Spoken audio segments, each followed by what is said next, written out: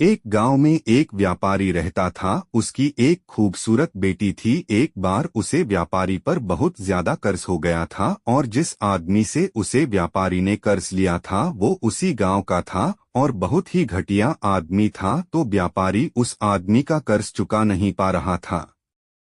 तो उस आदमी ने सारे गांव वालों को जमा किया और व्यापारी के घर पर जाकर व्यापारी से कहा कि अगर तुम मेरा कर्जा दे नहीं पा रहे हो तो अपनी बेटी की शादी मुझसे कर दो। यह सुनने के बाद भी वह व्यापारी चुप रहे क्योंकि वो मजबूर था। और ये सारी बातें घर में बैठी उस व्यापारी की बेटी सुन रही थी। थोड़ी देर के बाद उस आदमी ने गांव वालों और व्यापारी से कहा कि ठीक है, मैं एक थैली में सफेद और एक काला पत्थर डालूंगा और इसकी बेटी को थैली में से कोई एक पत्थर निकालना पड़ेगा। अगर सफेद पत्थर निकला तो मैं कर्ज भी माफ कर दूंगा और इसकी बेटी से शादी भी नहीं करूंगा, लेकिन अगर काला पत्थर निकला तो कर्जा तो मैं माफ कर दूंगा मगर इसको अपनी बेटी से मेरी शादी करवानी पड़ेगी।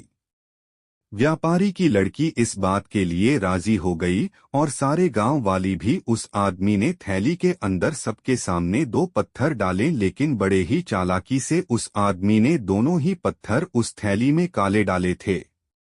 और यह व्यापारी की बेटी को दिख गया था कि थैली के अंदर दोनों ही पत्थर काले थे। अब वह लड़की सोच में पड़ गई थी कि मैं जो भी पत्थर निकालूंगी वह काले ही पत्थर होंगे और अगर काला पत्थर निकला तो कर्जा माफ हो जाएगा, लेकिन मुझे उससे शादी करनी पड़ेगी। और अगर मैंने सारे गांव वालों को यह बता दी कि इस आदमी ने थैली में दोनों ही पत्थर काले डाले हैं तो कर्जा भी माफ नहीं होगा और यह आदमी आज नहीं तो कल मेरे बाबा से बदला जरूर लेगा।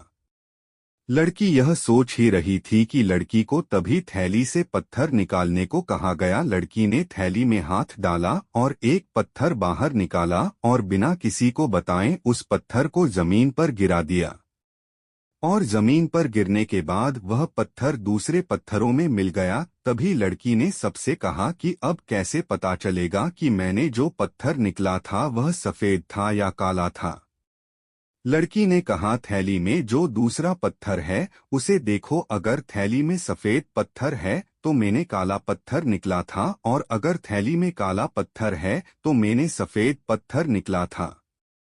और थैली में तो सिर्फ काले ही पत्थर थे।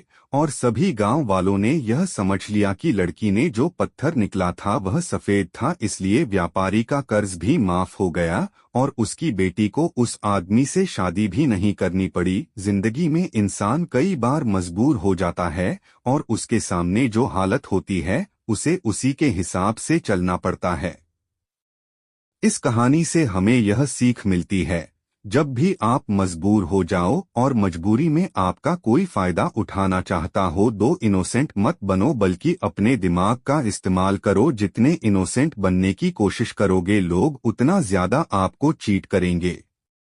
अब इसका मतलब यह नहीं कि आप लोगों को गालियां देना ही शुरू कर दो, बल्कि इसका मतलब यह है कि आप समंदर की तरह बनो। मतलब यह है कि आप समंदर की तरह खामोश रहो लेकिन उसकी गहराई की तरह अपने दिमाग में नॉलेज रखो।